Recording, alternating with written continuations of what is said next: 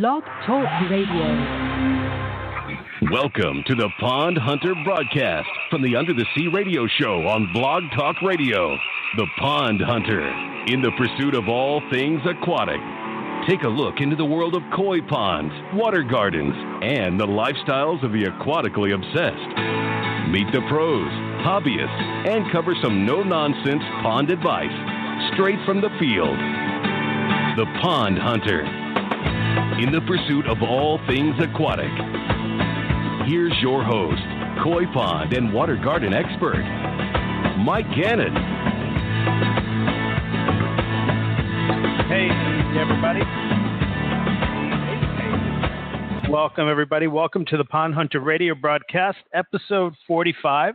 I'm your host, Mike Gannon, and I'm very psyched for this episode. I have a guest who is something of a legend in the pond world here in the States. Him and his wife, Anita, are owners of Nelson Water Garden out in the Lone Star State. And Rolf Nelson is going to be coming on and joining me. Hey, Rolf, are you on the line? I'm here, Mike. Good to be with you. Great. So glad to have you here with me. I really appreciate it. And how are things out there in Katy, Texas? A little gloomy at the moment. Lots of rain, kind of chilly. We're waiting for spring when we can really start to enjoy our water gardens again. Yeah, I'm with you. We pretty much have the same kind of weather here, gloomy. Thankfully, not too awfully cold. I'm out in New Jersey, and we usually get it pretty brutal this time of year. But I'm looking for that warmer weather, too. And speaking of that, I met you actually in a very warm place. I met you and your wife, Anita, recently at the International Water Garden Society Symposium down in Merida, Mexico. You guys are actually the very first people who I met. And you guys also happen to be founding members of the IWGS. Is that correct? We are, yes. Yeah, it's a group that started back in 1984 was the organizational meeting. And the first symposium that was put together was in 85, and we went to Hunting Creek Fisheries and then over to Longwood Gardens. Yeah, so it's been around for a while, and that was a great event. The Yucatan is a very interesting place, and I'd actually like to talk more about the IWGS in just a little bit, so we can give kind of the listeners a better idea of what exactly that is. Okay. But your experiences in the water gardening profession have spanned many decades and has taken you places all around the world. But what actually got you into water gardening? I was always attracted to water. I loved to fish from the time I was really, really young. I remember an earliest memory or one of these family stories that just imprints in your mind when you're young. My dad and grandfather tied me to a pier in Montauk to go fishing when I was like 3 years old. And It stuck. So I was always fascinated around water. And I went to the University of Maryland, got a degree in horticulture with botany in the background. And it just so happened that I was approached by one of my good professors and said he had been contacted by a company looking for a plant production manager. And it happened to be Charles Thomas of Lily Ponds Water Gardens was looking for someone. Yeah, and okay. University of Maryland was his alma mater, so that's where he had turned to try to find somebody who he could, expand production, and that was back in the days when a lot of plant material went out for aquatics through mail order. And he was located up near Frederick, Maryland, in the little town that actually was named Lily Ponds for a long period of time. And fairly short growing season, to have the quantity of plant materials that he was hoping the business would develop to. So The professor approached me. I was interested, went and interviewed, and that started my, real passion, I guess, with water gardening. That was 1977. 1977. Wow. Okay. And Lily Ponds that's an older company. I believe that has been a family-owned business since about 19 1917, somewhere around You there. have it exactly right. Yeah, 1970. Very good. Wow. Yeah, that's amazing. So it's very interesting because the industry has changed so much, and like you just mentioned, back then it was mail order. I mean, some of today's pond keepers may not even understand what exactly that is. So, can you kind of tell the process of, let's say somebody did want an aquatic plant or a water lily, and they ordered from you guys, how would they get it? Yeah, just about everything was produced in earthen ponds at that point in time. It was a field culture type of a thing. And there were catalogs that were out there. The catalogs, I think, in the U.S. anyway, went back into the late 1800s with aquatics.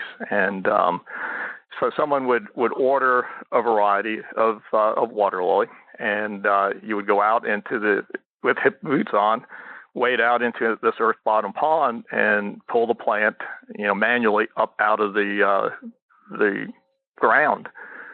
Yeah. Prune it, get the soil off it, prune it up a little bit, and then they were packaged in wet newspaper with just a plastic liner around it, and then put in a corrugated box, and then shipped out in the most efficient manner that they could.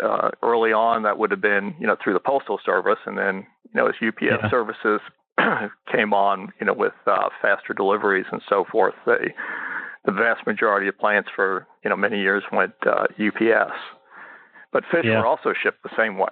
They were most early water gardeners got the fish for their ponds through mail order.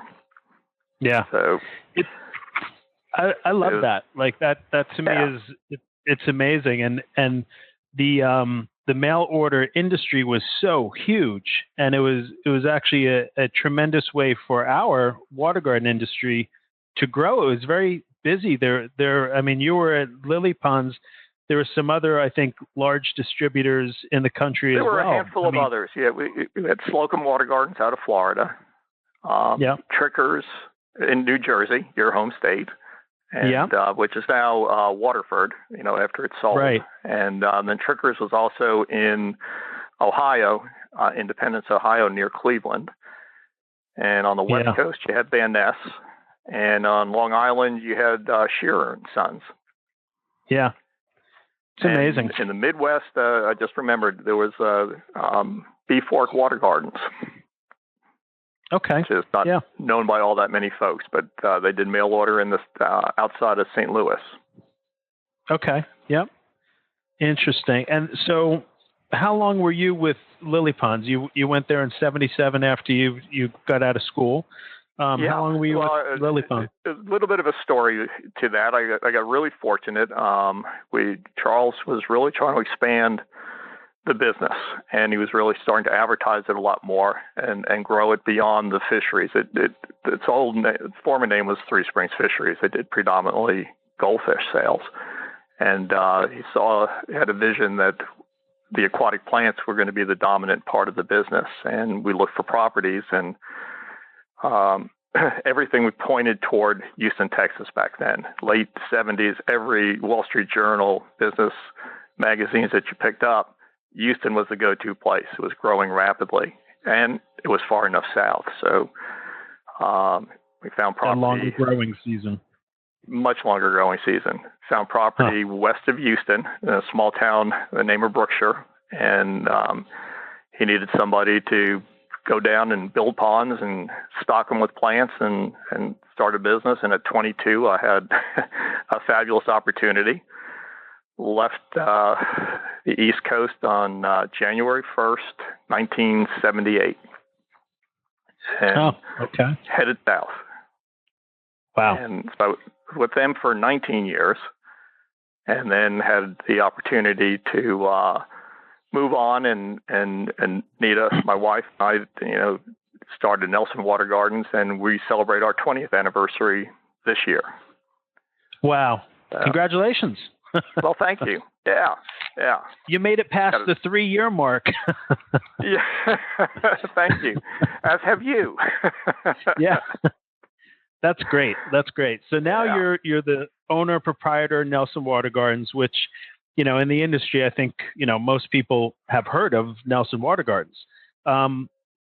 So tell me about that a little bit. It's a family-run operation. You already have if I understand correctly, a second generation as part of the operations down there. Yes, yeah. Very fortunate we do. My son Peter has been with us, and he runs our design build branch of the business, and he's got a good vision. He's very talented in coming up with designs and is very creative. His background, he has a degree in landscape architecture from LSU, and and he has a team that helps him, go out and we do predominantly residential, but recently we've done a little bit more commercial and some churches and some restaurants and so forth with water features. Right. So that's very satisfying. And then I have a daughter who is working with us right now, helping with the merchandising. We do have a gift shop, and she helps buy for the gift shop along with Anita, and helps me with some of the background endless paperwork that hits you when you run a business. Yeah. And two other daughters, one who lives in Baton Rouge, another who just went into Texas A&M. She's a freshman there, but all the kids grew up in the business. They all got experience, working with people, both our customers and colleagues, and, learned it early on. Yes. Sure. Literally in their blood. For them. Yes. Yeah. That's awesome. That really is. So, Nelson Water Gardens is a full service destination water garden center. You guys have aquatic plants, lily, lotus, marginals. You have koi and goldfish. Do you carry other like critters and, tadpoles and crayfish? Do you guys kind of stock up? Yeah, we do the tadpoles. We do a little native fish for folks that aren't interested in having the larger goldfish in there and still need something for, a little bit of insect control called a rainbow dace. That works out very well. And we actually still grow our own aquatic crop. We off-site, our nursery is on the west side of Houston in a high-growth community called Katy. And that's the retail site. And Peter also runs the design build out of that location. And then in our rural home site, we actually grow the aquatic plants so that we have control over the quality of the materials that we have available to put out for sale. Right. So. Okay. I know you guys do seminars and workshops. Even your website, very informative website. Lots of photos, blog content, video content. I mean, a really well done website if people want to go and check that out. It's just nelsonwatergardens.com. So when you look at your business today and you go back to when you were first coming down to Houston, your original vision for it, do those kind of line up, or have things really just changed quite a bit? It's changed a lot. Coming down here originally, basically I was an aquatic farmer. We were set up to grow large numbers of plants. And at that time, everyone pretty much grew everything in earth and ponds.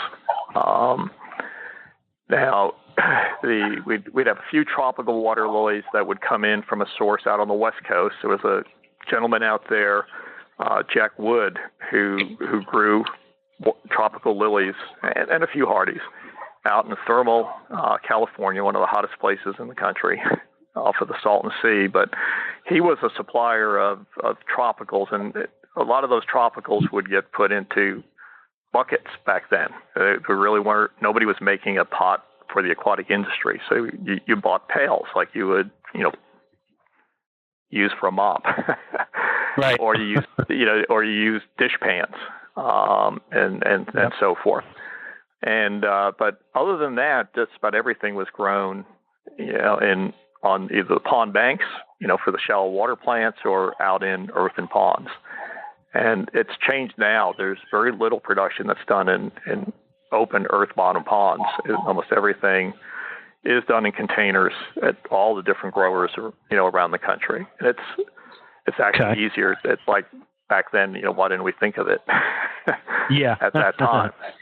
But you did it was an outgrowth probably of, doing the fisheries, because you need big earthen ponds to grow large numbers of goldfish and koi. So you just made them shallower and grew your plants in the shallower ponds. Right. So there's a lot of greenhouse production now, and there was very little. I think Trickers probably had some greenhouses, but most of the businesses didn't, utilize greenhouse space way back in the 70s and so forth. So things have changed in that regard, and I think all for the better. I think the quality of materials available to the consumer across the board is more consistent and better, at least from the good suppliers. Right. Yep. Yeah, it's pretty interesting to hear you talk about how things have changed, how mail order, although it has not gone away, is certainly not the major way to obtain materials and livestock and stuff like that. So that's pretty cool stuff. Now, there's just so many more people that are growing, material, all around the country, and you have local suppliers, which, just didn't exist back then. Yeah. And you've been able to adapt. I mean, you're operating full strength in today's times where you pretty much, you have to have the website, you have to have, these social outreach on the internet and stuff like that. So it's definitely a testament to your brand that you've been able to change with the times and stay relevant, which is really great. And at the same that's time, another reason that you need young people in your business. They understand that a whole lot better than I do. So you have to kind of give them some free rein to help, keep us current. And I'm glad that you feel that we're achieving that. Thank you. Oh yeah, sure. No, thanks for doing it. I mean, we need it in the industry. We do need more young people, for sure, in the industry. Hopefully we're going to see some people, a lot of people coming into it to keep this going. I feel like we're very lucky doing what we're doing, to be able to make a living and support our families and everything and do community outreach the way we do, in this field. I love it. Love you're it absolutely right. tremendously. If you have a tough day and you think, geez, why do I do this? And then you stop and think, what else would you do? What would you enjoy more? Right. I think the folks that I know, that do what we do, they're very passionate about it. They get a real high from staying with it. I mean, you're with nature. I mean, how bad can that be? Exactly. It's funny because I feel like there's a common background with a lot of the people I speak with in this industry that as kids, they were into water as kids. They're hanging around ponds and lakes and creeks. I mean, I know I was like that. I was always catching frogs and fish and skipping rocks. I mean, it just never really left my psyche, and now I do it for a living. Yeah. We were always looking for crawfish for bait. We wanted to go fishing, so you're turning rocks and creeks to get bait. Let's talk about the IWGS, the International Water Garden Society, real quick. Yep. Again, you're founding member. You've been there kind of from the launch of it. I'm sure that the IWGS has changed dramatically as well. And it's interesting to me because it really it can take you all over the world if you're a member of it. I know you've had symposiums in Mexico, China, England. You have symposiums in different locations around the U.S. Thailand, France. Thailand. I mean, Canada. Some really cool places. Yes, yeah. I mean, it's a fabulous way to meet people, from around the world to share your passion. One of the big changes for it started out as the IWLS, which was the International Water Lily Society. So it was very much focused in the early days, as a plant-based society, like the Rose Society or a Daylily Society or whatever. And then after a number of years had gone on, we just realized that it really needed to encompass the greater aspects of a water garden. okay, that included a lot of plants beyond the water lilies. Everybody within the early group always had the interest in all the other groups of plants. Then we decided that the name was perhaps just a little bit too narrow with just the water lily. Yeah. So, this coming year, just as a little plug, the meeting is going to be at Longwood Gardens, which has one of the most phenomenal collections of water lilies and other aquatics to be seen anywhere in the world. I mean, I've been fortunate enough to travel to quite a few places over the years, and Longwood is just, at the top of the list. It's just killer, as far as the overall gardens and even beyond the water gardens. If, your listeners haven't been there, it's a bucket list place to go. Right. So I'm very much looking forward to that. Yep. And I've been there many times. And if you don't mind, I'll give a couple of other places in the country for people who are really into, aquatics, who would like to see really great displays. Missouri Botanic is definitely a go-to place to see, great public displays of water lilies. And then right here in Texas, which is one of the biggest surprises, I think, to most folks in West Texas, the town of San Angelo is the most diverse collection of water lilies anywhere in the world. Wow. Managed by, you weren't aware? I was not, no. We did a symposium there in 2010, and we will probably go back there in 2018. Cool. But the city park in San Angelo has been managed that for many years. At first as a volunteer, now he's a curator for the city of the collection, Ken Landon, who, in the circle of the water lily plant geeks, Ken is on a pedestal and highly revered with his knowledge and the number of different plants that he has. The amount of work that he did a collection of species material for University of Texas herbarium back in the 70s. He plays with fertilizers for plants he's got a lot of chemistry background, mechanical engineering background. He's just, amazing. Right. It's International Water Lily Collection, I think the IWC, and it's worth a visit on your computers to see what's going on out there. Wow, that's so cool. I got to check that out. That's great. So you're definitely a master water gardener. Now, as people are getting into water gardening, just kind of coming into it and discovering it, there's so many things to discover. But if you were just going to say 3 crucial things that a new water gardener should look for when they're choosing a lily, what are 3 things that people should be looking for, do you think? 3 crucial things. For a lily? I mean, the beauty of it is you basically pick a color that you like, as far as lilies are concerned. There's 2 broad groups of water lilies, and this is a point that I think people need to understand. There's a group that's called hardy, where the lily will go dormant, but is going to come back each spring, basically throughout the continental United States and even up into Canada for the vast majority of plants that would be considered a hardy water lily. Right. You also have the tropical water lily group, which is not going to necessarily overwinter much further north than Houston, Texas. I'm fortunate where I am. Most folks, their plants their tropicals will overwinter.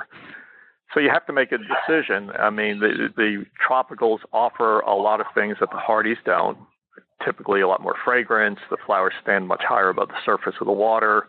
You get into your great blues and purples, although recently hybridizers are starting to be able to cross between the groups and get hardy tropicals, in essence, that we have some darker, purples and getting toward the blues on plants that have more hardiness. But still the majority of material out there in the marketplace are going to fall into the group of tropical or hardy. But I know a lot of northern water gardeners who will replant a tropical water lily in their water garden every single year because of what the performance of that plant is. They produce so many more total flowers during the course of the growing season, and you get into other colors. Right. On the other hand, a lot of the southern gardeners will at least have a hardy or two in there because different colors are available to them. So there's some decision making as to what you might stock in there, and then obviously the amount of space that you have. I kind of like a pond that has maybe 60% coverage, with water lily leaves, so that you have open water areas to get reflections and see the ripples on the water and see your fish swimming around. Right. I've known some folks that are just so into the plants that you don't even see the water. It's just solid plants. Yeah. That solid massive lily leaves. Classic water garden. I like to have some open water in there. Yeah. Now, if you want a little mysterious. Plant, I kind of like seeing it full. Yeah. You want that mystery that the leaves, that the coverage gives you, but you still want to see your fish in those open areas. Yeah. I think a lot of people don't realize how very big a water lily can get too. I mean, it's a very big plant. They take up a lot of. There's a handful of miniature varieties. For folks with a very small space, say a kettle, a whiskey barrel or something sized pond. There are some true miniatures, and the true miniatures are going to come from the hardy group. The only downside of those is they're open for only a few hours a day. They're not open as long as a lot of your other varieties. But then you can get into some of the big day blooming tropicals and then the night bloomers, where you can have individual leaves that are 18 to even 24 inches across. Huge, beautiful leaves.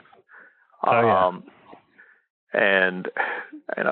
I used to grow plants in earthen ponds, and I could have a 30-foot wide pond and have a night bloomer planted in the middle and have leaves touching the banks on either side. That's awesome. So, they're not going to grow as large as that in the containers that we're going to use in our ponds, but that's the potential of some of these plants. Yeah. The other point that I might have for somebody that's deciding on plants is if you have the space, use as large a container as you can handle so that you can actually have a plant that is as spectacular as possible for you. As far as the size of the flowers, and even will impact the number of flowers that you might get on a number of varieties. And then also they're heavy feeders. Water lilies consume a lot of nutrients. The old leaves get pushed to the outside edge of a water lily's growth circle, and they start to deteriorate, and you pinch them off, and then there's new leaves coming on continually, and the plant uses up a lot of nutrient to perform at its best. So we do fertilize on a regular basis. And the further south you are, typically the more fertilizer you need. And down here, we need to repot our water lilies every single year into fresh soil. So there's just so much root mass that's in the container through the winter that decays that you need to have fresh soil. As you get to some of the northern areas, you might get 2 years.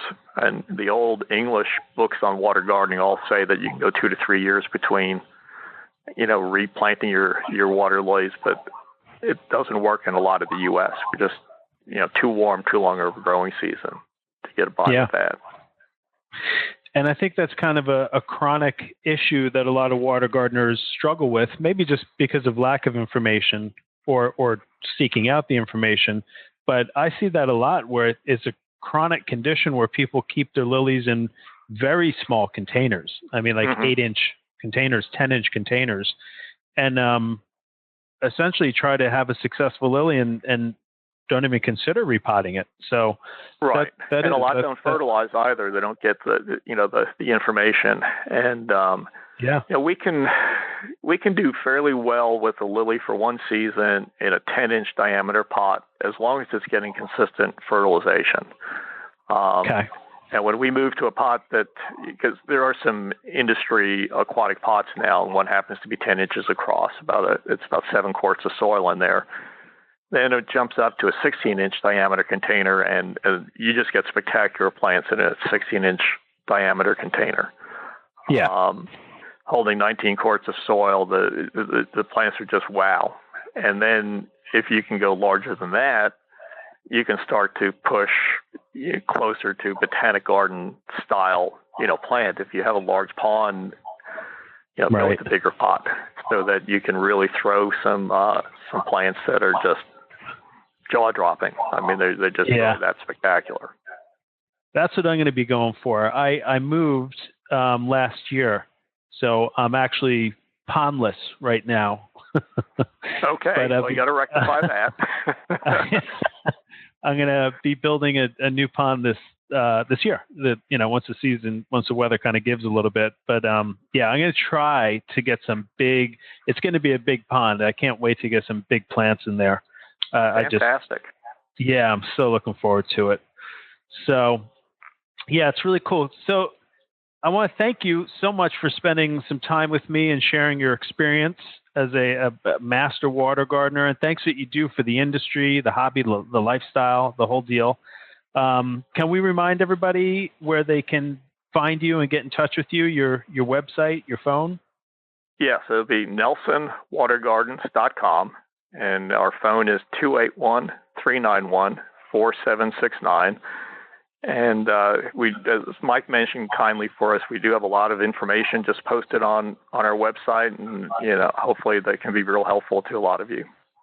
Yeah, you got a great website. I highly recommend it as a resource for anybody out there, even if you're not in the Katy, Texas, or Houston area. Tons of great information on there, videos, blogs, the whole deal.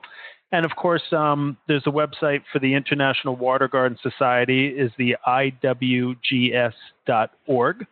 And I look forward to seeing you out there. I'm going to hopefully attend again this year at the IWGS.